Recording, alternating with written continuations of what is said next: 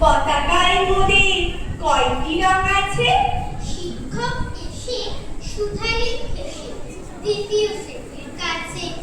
একসাথে মিলে সব ছেলে বলে চিৎকার করে জোরে, তিনটি বর্ণ রয়েছে রাঙানো জাতীয় পতাকা জুড়ে।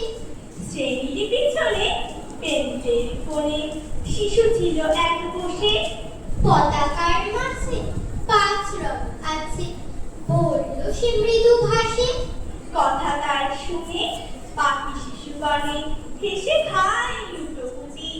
শিক্ষক রেগে বলে হেঁকে বোঝাও কি করে 5টি।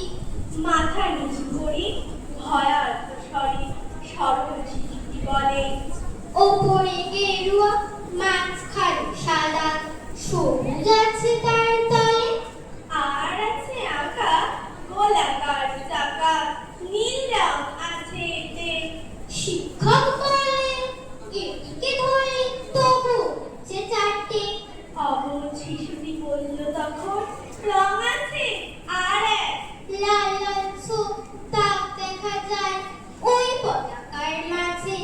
বাবাকে যখন আনলে ওরা কফিনের ঢাকা খুলে, জড়ানো রয়েছে দেহখানা তার পতাকা আর ফুলে।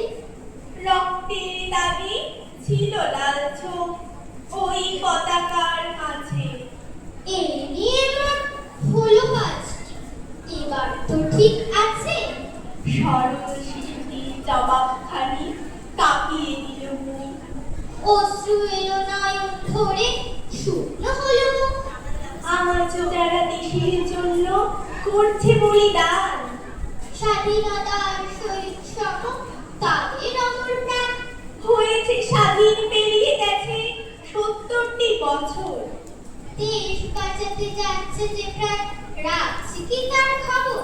দেশ বাঁচাতে যাচ্ছে